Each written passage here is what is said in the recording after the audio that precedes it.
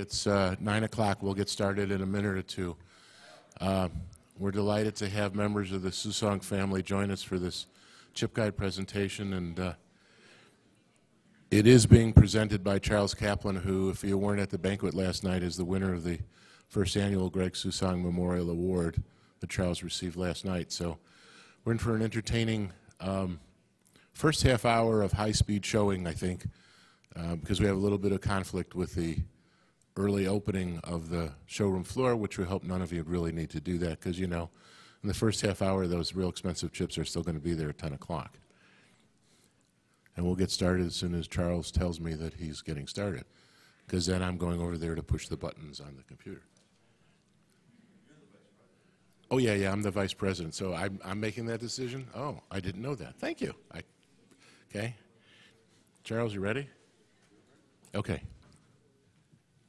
Charles Kaplan.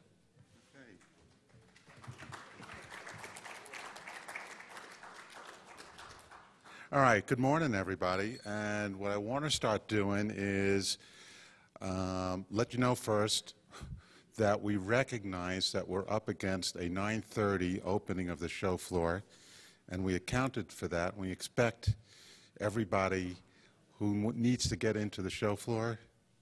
At 9:30, we'll take a pause and let everybody go out. And we've made the presentation so that we're going to give the messages up front, and then the second half will have more question and answer and demonstration portion of it. And I know that a lot of you are here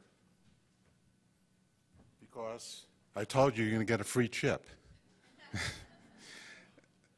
So we've already accounted for that, and after we get settled down and so forth, I'm going to have the Chipguide administrators walk around and hand these out to you. So don't worry, if you leave it at 9:30, you'll still get one of these. So we're here to have some fun this morning, not to lecture. I know it's early. I appreciate everybody getting up, taking the time to come down. It's really gratifying to see that there are only a few empty seats here. So I'm going to reward you, and we're going to have some fun this morning. And I guess what I'd like to do is start off the presentation. And we can't talk about the Chipguide without talking about the guy who started the Chipguide. And that, of course, is Greg Susong. And I picked out a few of my favorite pictures and put them up here.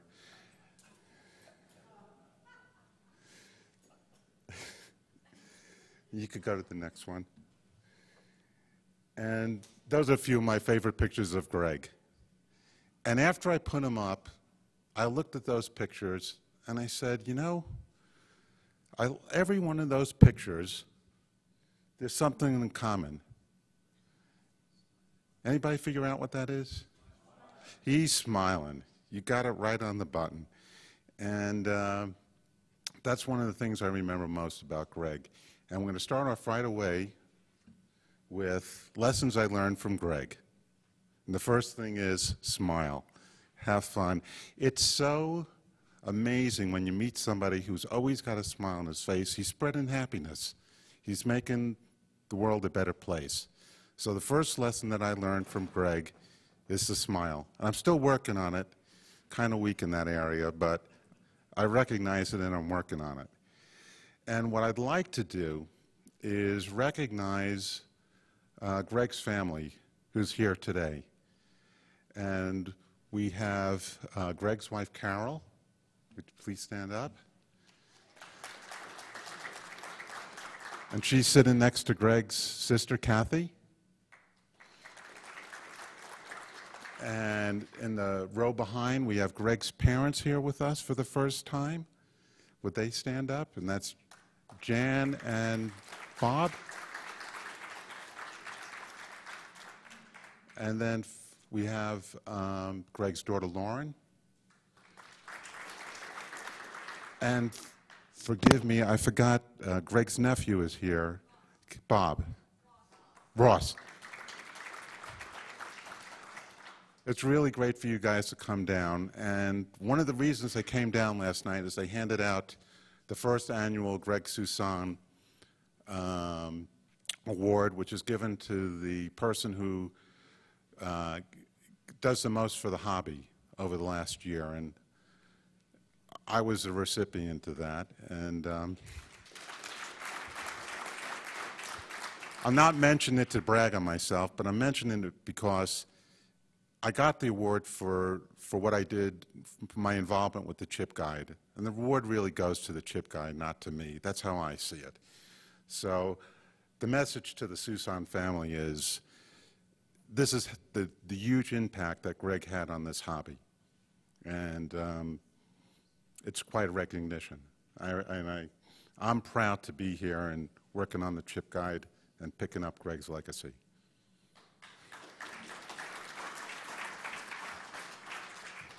So, where we go from here? I did want to recognize that working on the Chip Guide has been such a fun project for me. I volunteered to be the Museum of Gaming History's webmaster, and when the Chip Guide became available to us, they asked me to take it over, and they really said, it's your project. Do what you want to do. And those guys who said that were the guys who give me leadership and advice and are there to keep me moving in the right direction on the Chip Guide. One of those individuals is here today, and that's Neil. Thank you, Neil. And the other is Mike Skeleton. So they're really the guys who are working behind the scenes, making the deals, and seeing that the Chip Guide is getting the proper attention. So we really appreciate that support. Okay.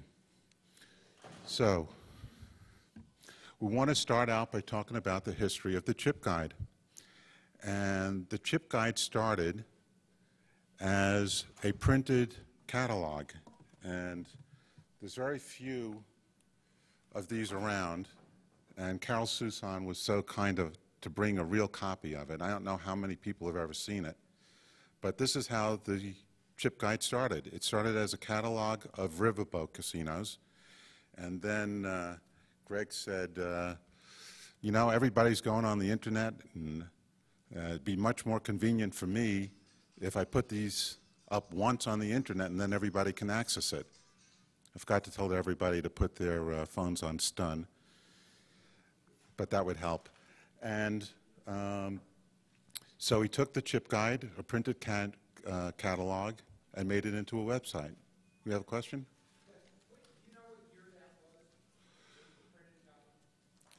It goes back to when I first met Greg. I'm going to say that's the late 90s. Okay, I think it was about 1998 or 99 that the website got started. Okay, and that reminds me, how did I meet Greg Susan? The first time I had any interaction with him. I'd been in the hobby for a while, and I'd always been on computers and on the internet, and I found this thing called the Chip Guide. And prior to the Chip Guide, when you had a website and it had some chips on it, it was people who were wanting to trade or sell the chips, which is what I thought the Chip Guide was. And I said, oh my God, this guy has the best website for selling chips that I've ever seen in my life. Look at all these chips. I need so many of them. How do I get them? So, you know, at the bottom of the pages, they have those, he had that little click, I want to trade with you, and it would send an email. I said, here's 40 chips I want to buy from you right away. And then he emailed me back and said, well, no, this is an online catalog. These chips are not for sale. It was really the first online catalog out there. And he said, but I do have a trade list, and he gave me another link to go look at his trade list. But that was my first interaction with Greg, and I'd say that was about 1998 or so. So that's how I got started. And over the years, the Chip Guide expanded from just riverboats. The next edition were Indian casinos, tribal casinos. And then after that, there were the Maryland charity casinos. He added Nevada Ones, personal chips, day cruise chips. He added a section, books for collectors, and then he added links to other guides. And that's pretty much where the Chip Guide was when it was donated over to the Museum of Gaming History. And one of the things that Neil and Mike set up was they got the Museum of Gaming History to donate 6 hats to this seminar for me to do as I please.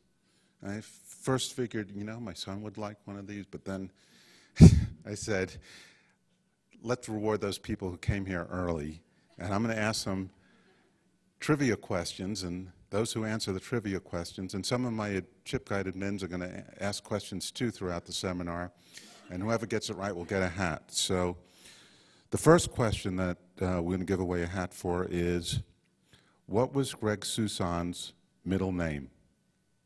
Anyone know? What is it? Charles. All right. You win.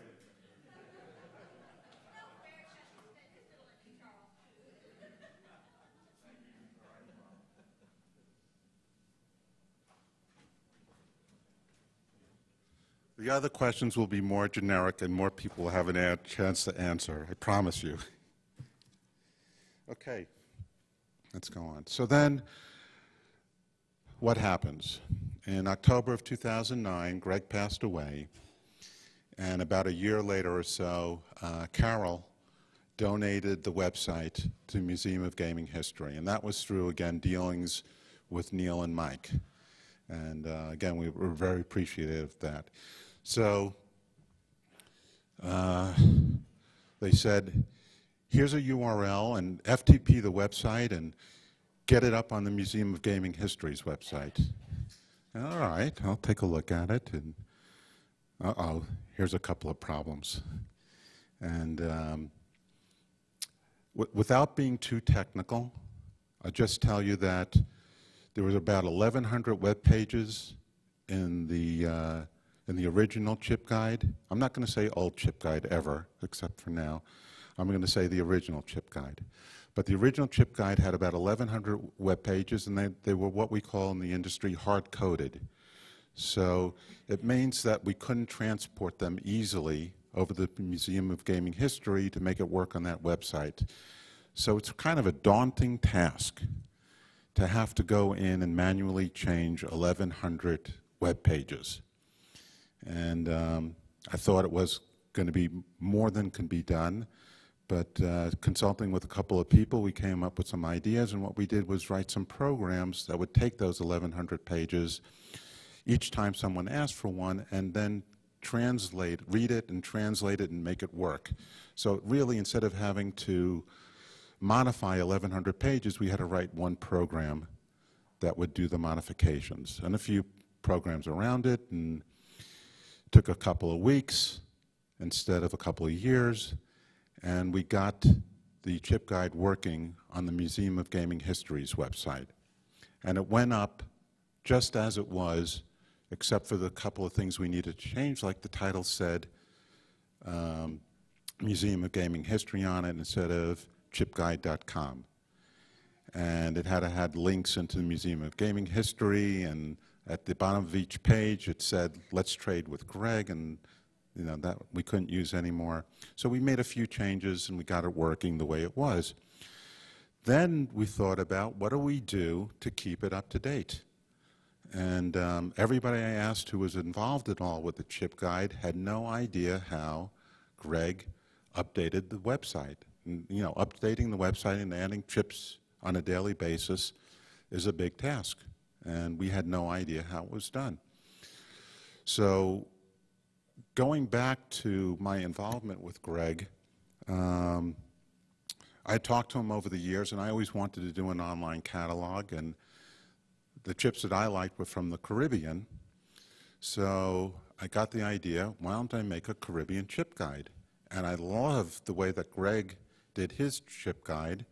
So I asked Greg if I not could take his website and make it work for Caribbean, but could I copy his design, the way it looks, because everybody really, really likes that, and then write my own programs and do my own website, but use his style.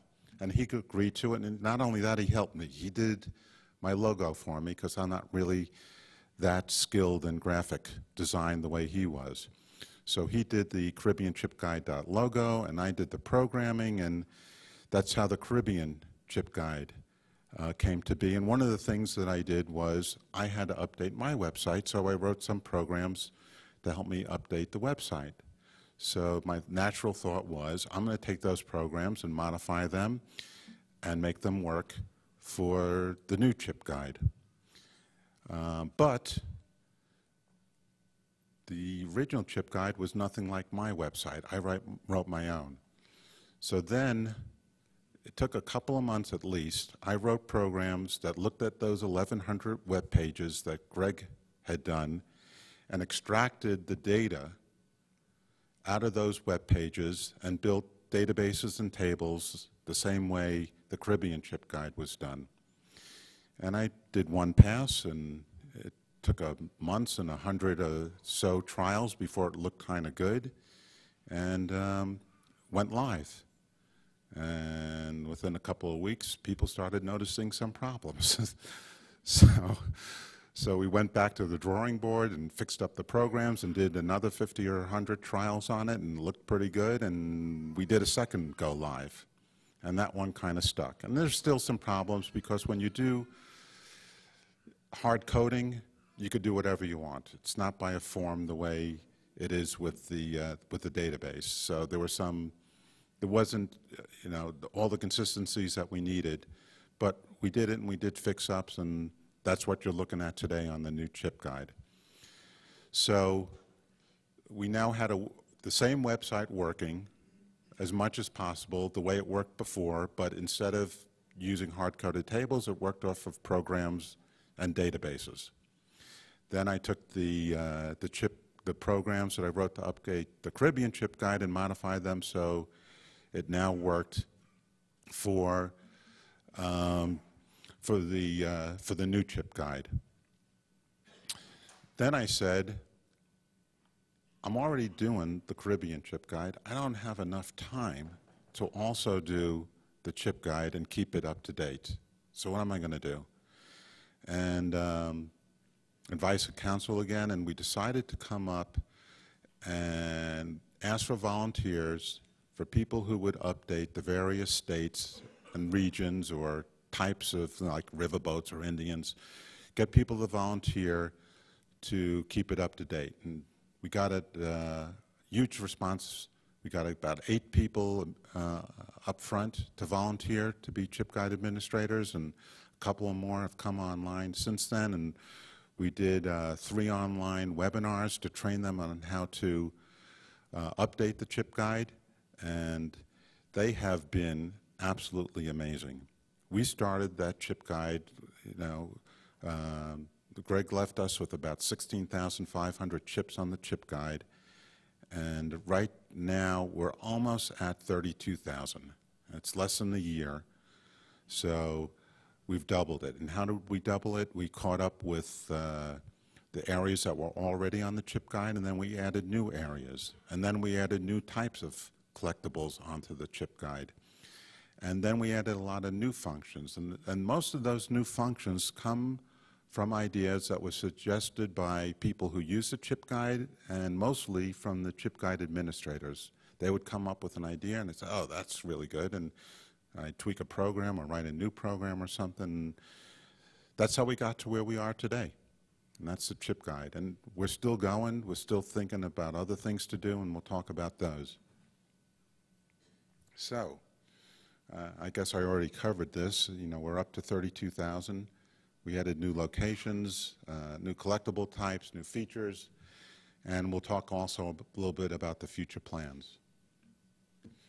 So what areas did we add? As you know, gaming is booming right now. The same way that gaming got started in Nevada, which was during the Great Depression. Nevada figured, what are we going to do to raise some revenue? So they made gambling legal, and they made shorty divorces legal to attract people to the state. Yeah, it used to take a long time to get a divorce, and now you go to Nevada, you hang around for a couple of weeks, and you get your divorce a lot quicker. And they made gambling legal. So the states today are now making gaming legal in order to increase revenues. Really, it's just, you know, we have tough economic times, and they're doing exactly the same thing that Nevada did. So you'll see in the east, we now have casinos in Pennsylvania, Delaware, Rhode Island, New Hampshire, and some in Virginia. A lot of those are racinos, and we've added those locations to the Chipguide. Around the rest of the country, there's Alabama, Nebraska, Arkansas, and Colorado. I hear there are some other states coming soon, and like Idaho might have some casinos, and Massachusetts, and we'll be adding those and keeping up with what's happening out in the industry by adding those to the Chipguide. Yes? Montana. Montana is there for the Indian casinos, and it's there already for card rooms, but I don't know if they have any other casinos on it. Oh, you mean I left Montana off the list and it's there? Yeah. Okay. And by the way, you know, I want this to be interactive and fun, so if you've got a question or you want to add something to the presentation, be my guest. And then recently, we had one of our Chipguide admins volunteer to do cruise ships. So we've been adding tons of cruise ship chips over the last month or two. And Al Scalzo here? Where's Al? There he is. Al Scalzo is our wet chip guy. Okay? So, besides adding new locations, we decided to add other types of collectibles that collectors are interested in. And we added categories for all different types of chips and things that are like chips, you know, have money values, tokens, jetons, plaques, Tito's, and silver strikes. We allow also for slot cards and room keys to go up there. And then we added matchbooks, ashtrays, pretty much anything that collectors are collecting. And it's, yes, sir.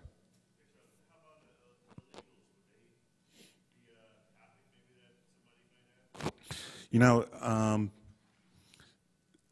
that question came up, and I talked to a couple of guys who are very prominent in that portion of the hobby, and the initial reaction that I got back, and this was by email and phone, and when you want to have sensitive conversations, at least for me, I want to do it in person. So I didn't push the issue, but the concern there was, if, you know, a lot of the illegals are hard to attribute. And if somebody sees an illegal on a website and says it's from here, people are going to say, my God, it must be from there, when we don't know for sure. So they didn't want, you know, these attributes, you know, these chips to be attributed to places they may not be from. So we're kind of putting that on hold for the time being. But we did think about that, and we'll figure out some way that there'll be the right disclaimers on it so that we'll be able to put illegals on there. And there, you know, some of the other things we thought about doing is there are a couple of websites out there that are great, but the originators on them either lost interest or don't have enough time to keep them up. So we've been going to a couple of those guys and asking them, you know, it wouldn't take too much trouble to take your website and bring it over and incorporate it into the Museum of Gaming History's website, the Chipguide. And we could let you still have full control over it. You'll be the only one who will update, you know, the chips and material from your area. It'll be yours, but it'll be under here. Or if you want to, you could give us what you have, and everybody else, you know, the other administrators can keep up that portion of the website. So far, we haven't gotten anybody to bite on that proposition, but we're still working on it. Any other questions? Thanks for the good question. Yeah, Alan. I might be the only one that collects them, annual reports for public casinos. Well, if you've got a bunch of pictures of them, you want to donate over, we'll get them up on there. Okay? We're here to, you know, you're going to see later, we're going to talk about our mission statement and why, what is the purpose of the Chipguide. It's really here to support the hobby and help grow the hobby, but by providing the best possible online resource that we can for our membership. So And that, that goes for anybody, not just, you collect something unusual that's not up on that list, you want to put it up, let's work out a deal. Okay? All right. So what are the new features? And these are the things that you couldn't do with the original chip guide that you could now, as new function. And by the way, what time is it? I know I talk a lot. All right. Paul, before you go, I'm going to have the chip guide administrators hand out the chips. So everybody who wants to get going for the opening of the show floor.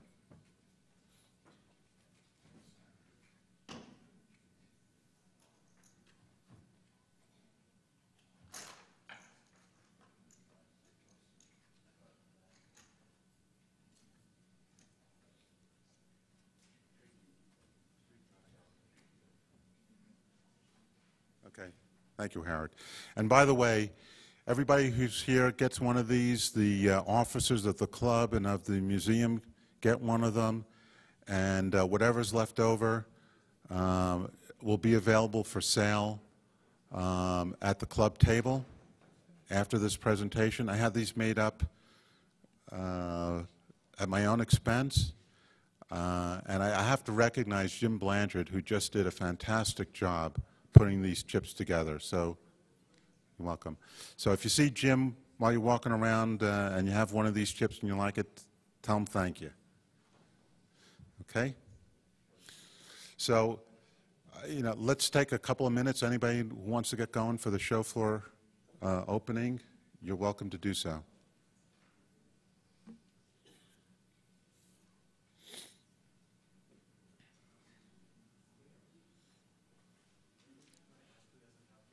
Everybody have one? Okay.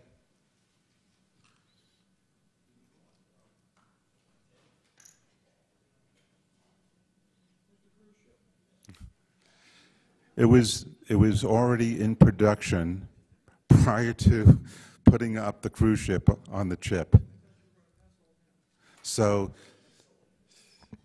that's the version 1 chip. Maybe next year's chip will have something new on it. Right. It could even be a different color. Okay, so what are the new features? Now, with the hard coding of the original website, the data can only be displayed the one way it was originally coded to do. When it's in a database, you could write more than one program to access the data. So people like to look at the printed catalogs. Where is it? With pages that look something like this. So I said, wouldn't it be nice if I could do the same thing with the new chip guide? So I wrote something called Quick View, which not only put it in a catalog page, it made, if you have a casino that's got a couple of hundred chips in it, you've got a really long web page. So this lets you put multiple chips in a row and have a shorter web page to look at. So that's what Quick View is. It kind of looks like a catalog page. And I like websites to be colorful and have lots of images on it. So we added pictures of the casinos, pictures of the state flags and maps that you could click on and see big maps and so forth. So it made I wanted to spruce up the website and make it a little bit more colorful. One problem I didn't have with the Caribbean website was we never really had any countries that had lots and lots of casinos, but if you look at the state of Nevada and the states of California, there are hundreds, if not thousands, of casinos in those states. And trying to figure out, get to the casino you want to get to became a problem. So we got some suggestions from the chip guide administrators, and we came up with some features to help you hone in on the state, on a particular casino in a state that has lots of casinos quickly. One of those is what I call the alphabet bars. So in the states with lots of casinos, there's a little bar that got all the letters of the, A through Z but just for those letters for the first letter of the casino in that state.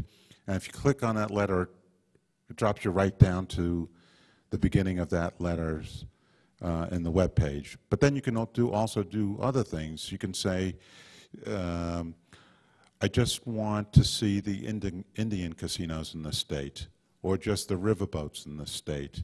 I want to see just the casinos that are open or closed in the state. So there are a few different criteria there. Also the city, you could select by city. So I just want to see the open Indian casinos in Phoenix, and I'll give you that list. So you can hone in on different areas and shorten that list of all the casinos. That was a feature we put in. And then the feature that I like the most is the chip guide only exists because everybody is submitting their images to the chip guide. So I want to recognize everybody who contributes.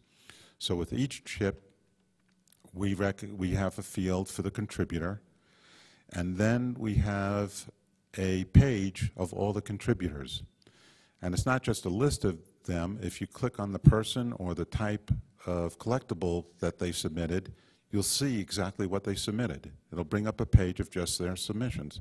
And after we do this, we're going to go through and do a little bit of demo so you'll see what I'm talking about. And a couple of other things we put in is casino search and chip search. Casino search is sometimes you get a chip and it just has a name on it without a location. It could say Gold Rush Casino. And how do you find out where that chip was from? So there's a casino search facility, and it's a keyword search, and you would put in Gold Rush and would come up with a list of all the casinos that have the word gold and rush in it. And it's a little bit sophisticated. You could say, I want to see gold, and I want to see rush, and I leave out anything that has the word club in it. So it's a nice keyword search facility on the casino name. And for looking for chips, sometimes you'll have a chip and you'll just know the chip guide number of it, or the TCR number, catalog number. So you could put in that number and get right to the chip. So those are new facilities that we put in. And the last big new feature we put in is called the Chipguide News Service. So by subscription only, you could go to the chip guide and say, I want to receive a daily email with a list and all the pictures of the chips that were added to the chip guide the day before. And you'll get a daily email with, now sometimes that list could be 200 chips, but most typically it's about 20 or 30 chips. Jim?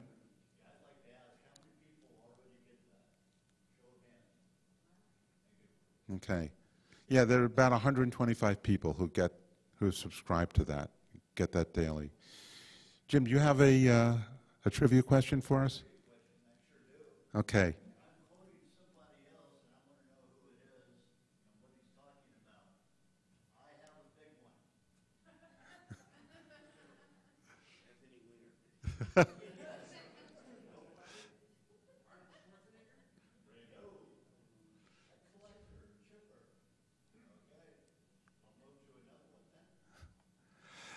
Oh, well, I know the answer to it, but I'm not eligible. Yeah, I have a hat. I'll give you a hint, though. Can I give him a hint? The big one referred to the size of their trade list. Who is that? Okay, George, that's George over there. George, come on up and get a hat.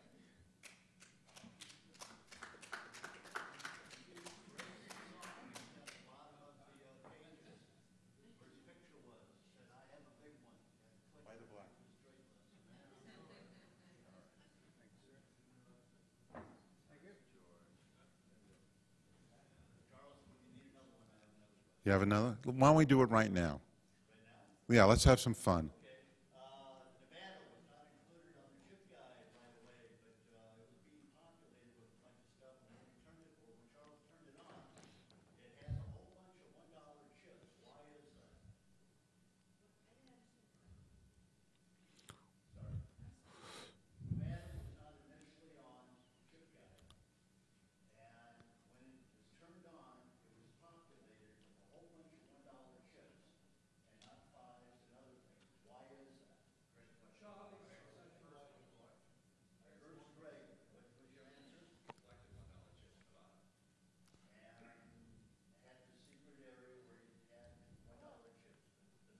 Okay. So the question was, when we got to the new chip guide, the new chip guide had Nevada where the old chip guide did not. And when we got to the new chip guide, it did have Nevada, but it only had Nevada dollar chips. Why was that? And the answer was Greg had a second website called Nevada Ones. So we took Nevada Ones and we incorporated it into the chip guide. Come on up, Robert.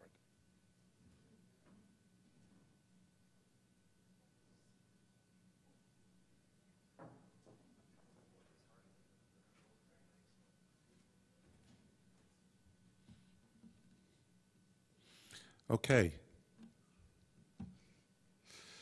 So I want to answer a couple of questions that I hear most frequently. So frequently asked questions, and one of them is, how should I submit new material to the chip guide?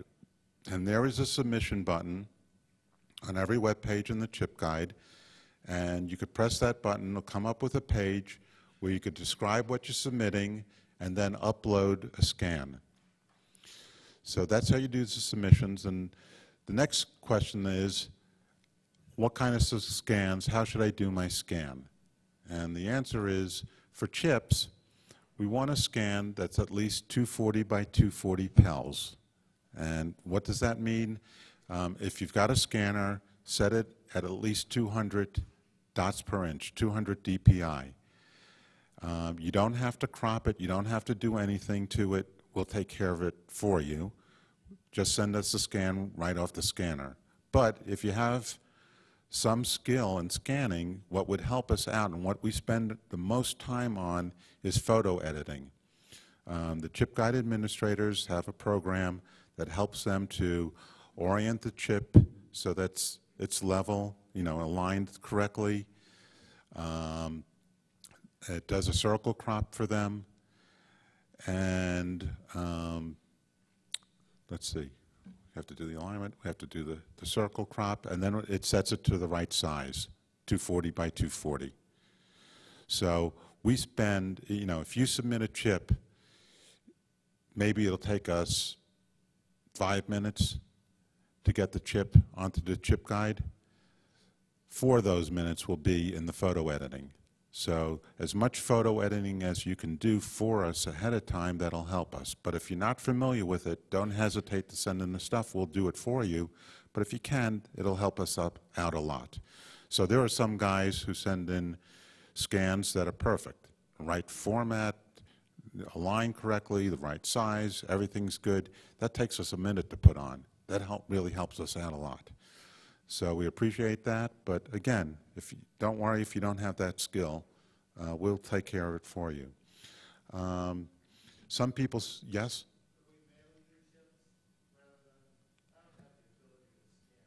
Do you have a camera?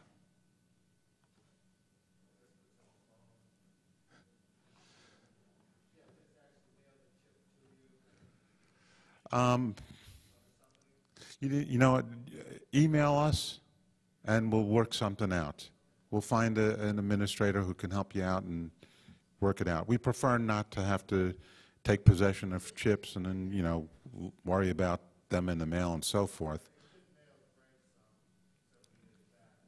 Okay. Okay. Yes, sir. As far, good question. On a scanner, you're unless you put something behind the chip, you're going to get a white background. And white background, unless it's a white chip, is pretty good. But the answer is you want to have a contrasting color in the background. And I mentioned that when you're doing a photo, because what do you put the chip down when you're taking a photo of the chip? You want to have a contrasting background, and the only contrasting color that gives us a little bit of problem tends to be gray towards white, because the cursors that we use to do the cropping and so forth are in that color range, so we kind of lose them a little bit. But as long as you have a contrasting color, we'll be able to deal with it. If you, yes, sir.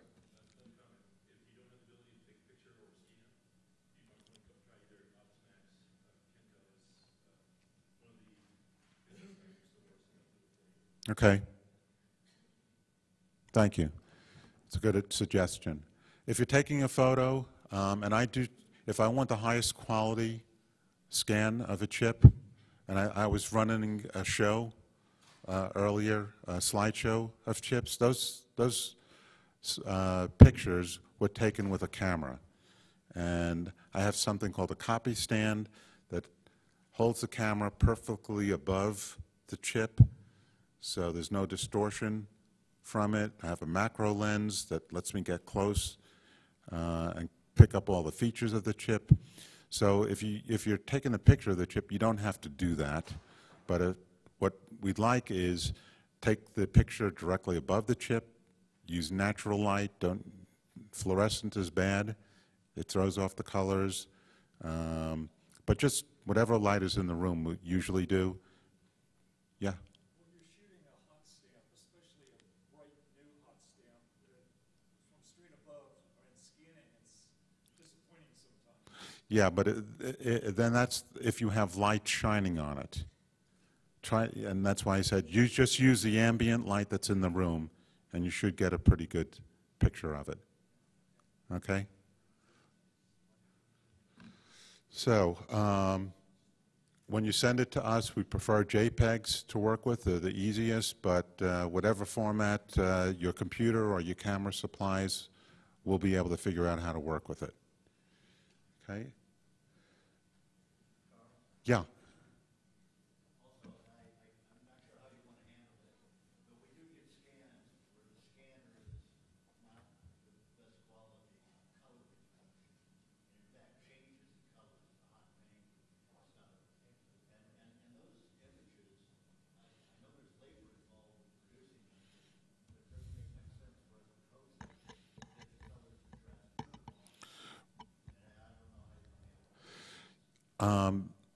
I had this conversation this morning with a collector, and he says he's got a scanner that hot pinks look wrong and oranges come out beige. And my response is, the first thing I said was, how long do you have that scanner? Well, I've had it a few years. The newer scanners, I think, are pretty inexpensive and do a much better job. I've got an Epson 4490, and it does every color just right, no problems. If you have to send in the scan and the colors are wrong, and it's a scan we really want for the website, just make a notation. There's a comment section on the submission form and say the color is orange, but my scanner couldn't do it, couldn't fix it. I actually am a little bit talented with Photoshop, and I might be able to fix the color for you once I get it. Albert. In the comment box, put in any kind of information that you can. If you can tell me that it's same on both sides, please do that. Otherwise, it's hard to assume that it's the same on both sides. Yeah, if the colors, don't say the colors are off, let us know how they're off. That way we can at least post it. I'd rather put that chip in there than not have the scan at all. Somebody else will send a better scan, come along someday. You got a better scan to go in. We can't fix what you sent. But I'd rather still have some kind of a picture in there. But use the comment box to give us some information. Okay.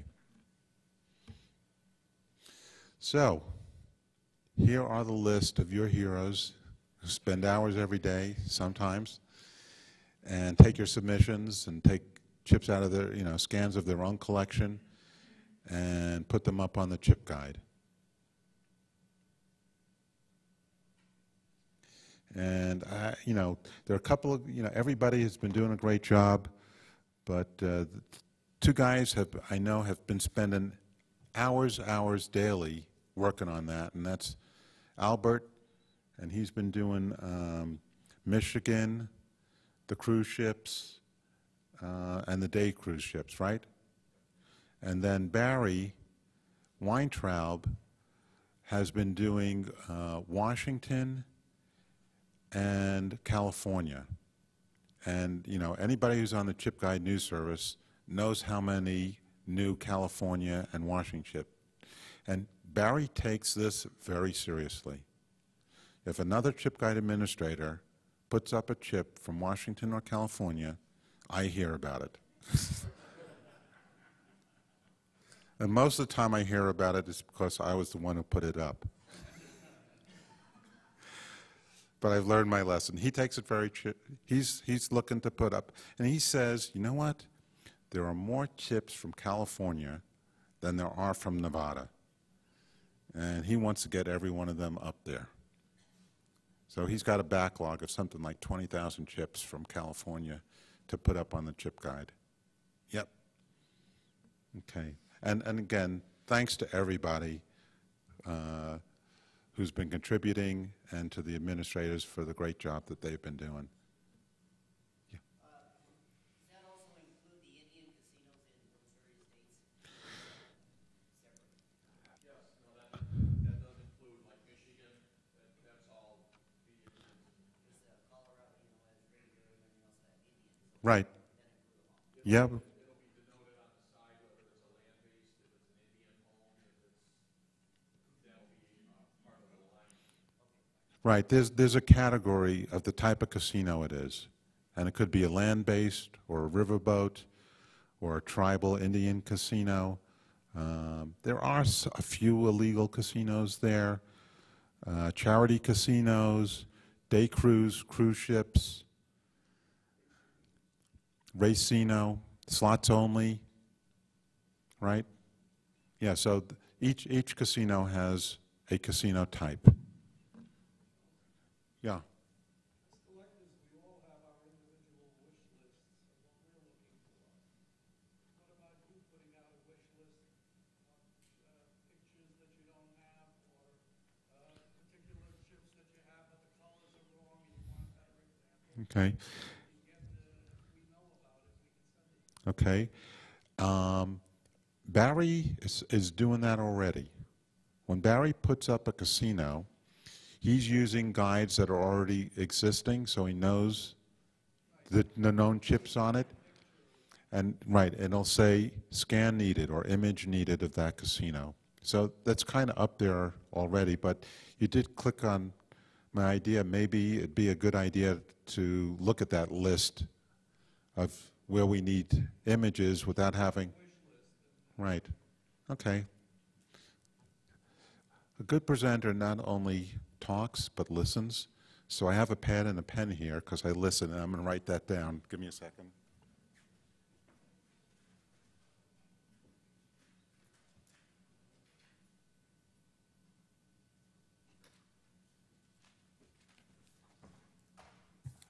Okay.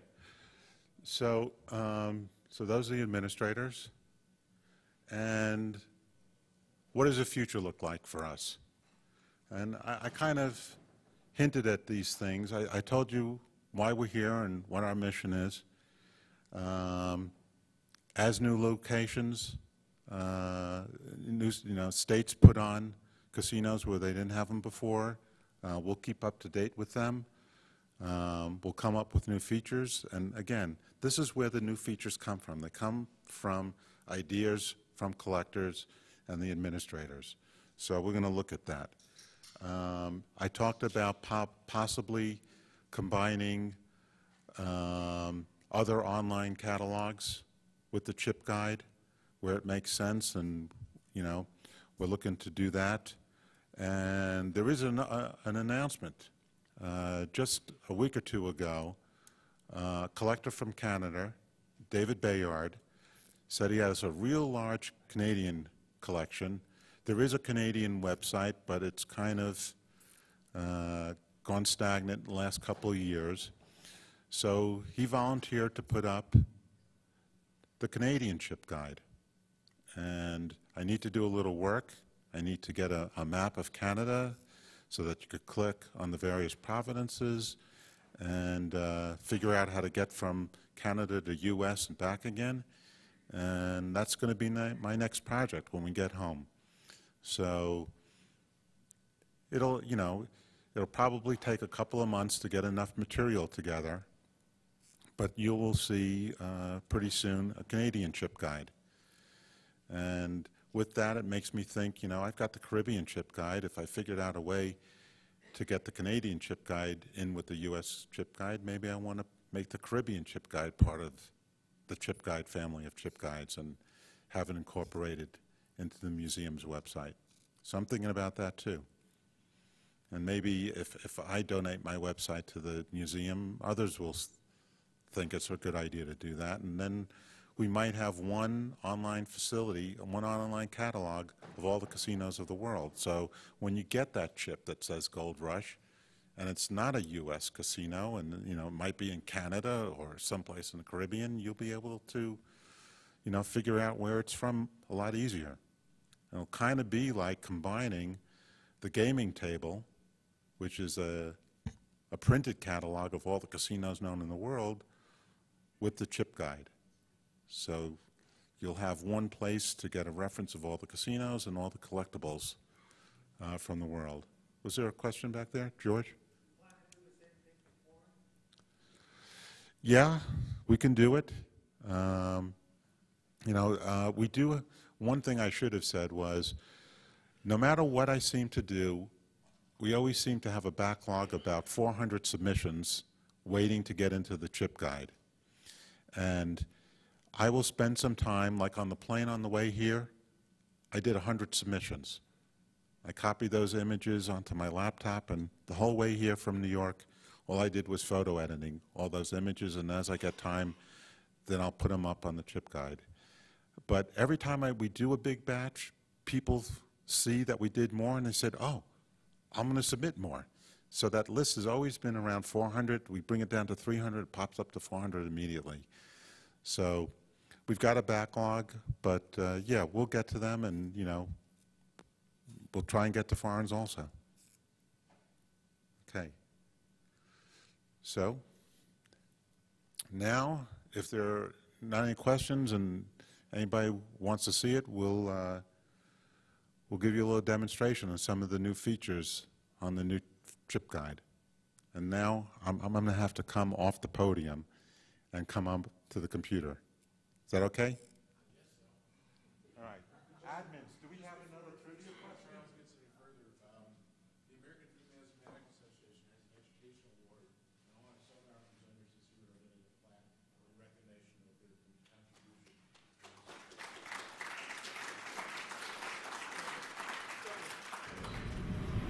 I click on the chips. Those are the chips that Brent contributed to the chip guide. Charles, I think what actually happened here, Brent posted those on the chips, and they were lifted from there and inserted by someone. I don't think he sent them in. I did. So we have that ability to lift them on the chip board, but we still try and get credit to the person that scanned it and put it in. Right. Now, Mr. Splash Bar, well, I'm not going to use him. He left. Yes. And he's only done one in the other category. You can see someone submitted. All right, so here's mine. If I click on tournament chips, I only submitted one. You see that there, but if I go back and click on my name, you'll see everything that I contributed. And this is the kind of thing that you could do when it's a database, as opposed to hard-coded pages. You can look at all the data different ways. So we're now looking at the same data that's in the chip guide, only from the point of view of who contributed the material to the chip guide. And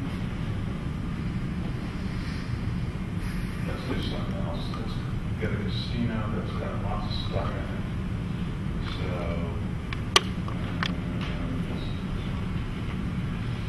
all right. What was Greg's favorite casino in Nevada? El Cortez. Who said that? You already won. You can only win once. You only have one head. El Cortez.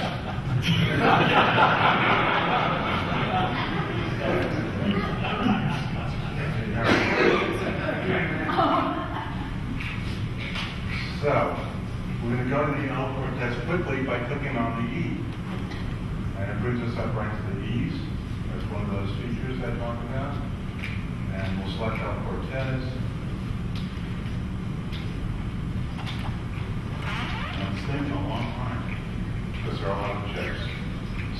see we have this really long page of El Cortez stuff. So if you click on Quick View, you get what we call catalog pages. So it's a different way to see the same stuff in a different format. And you would think I'd be concerned, but I see people walking around the show floor with pages printed off of this. And rather than being concerned that they're lifting my stuff, I'm saying, well, it's really a good resource that people want to use. So, you like that 10-cent chip, is there a way to click on it and find out what years it was used? That's another good suggestion. What I did though is because these are smaller in size than what we have, if you do click on that, you see the full size of it. What do you do? But maybe what I should do is make it so you can see all the information about it. I'll have to remember that and put it on my list. Thank you. Now, some people, a lot of the online catalogs are 6 across, so I chose 6 across. So it's a pretty good, as far as real size of the chip and being able to see. But some people want to count them in even more.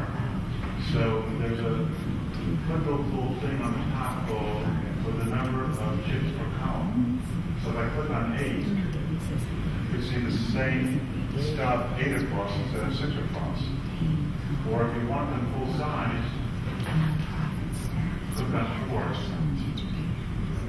See them full size.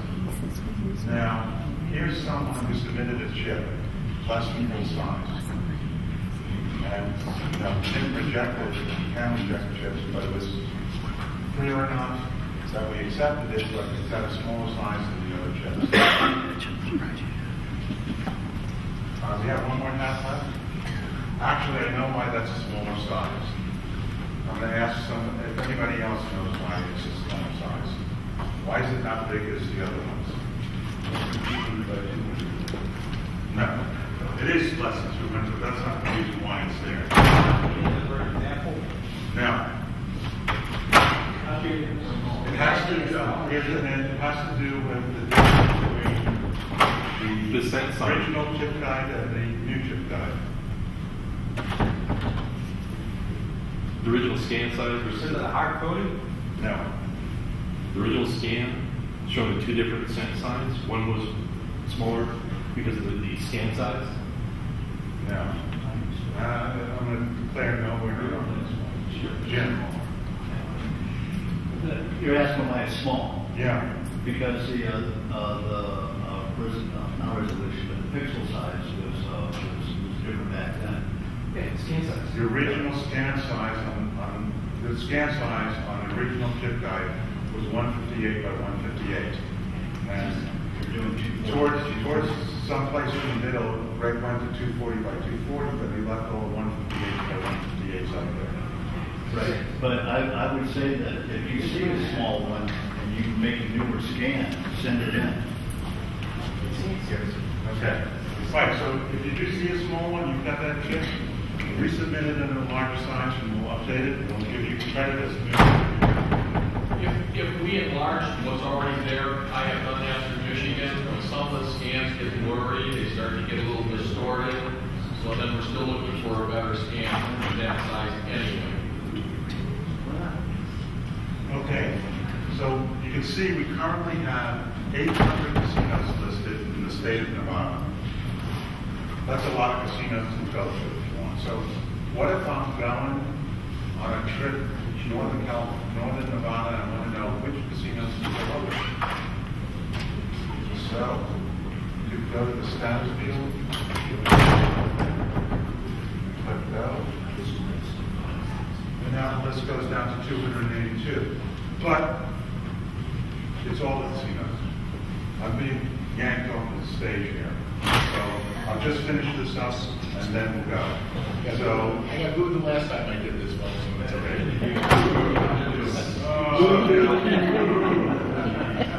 How can I make this so, making my trip to northern Nevada, and I can see the casinos by the location. If you go down to the city field and click on that, you now have casinos sorted by the location. So here are all the, oh, but the ones the open and closed. Should have stayed there. All right, so now we have all the, now we have a bug in our program. All right, something I have to go back and fix. I did, but it just lost it. I think it's because this is now, we don't have an internet connection here. We're just running off of my PC, so I may not have all the most common things on it. But you'll be able to get a list, select and sort and do everything whichever way you want, so you can make the information as useful to you as possible. And in fact, if you want to stick around, I'll still be here, but otherwise, we'll close the session.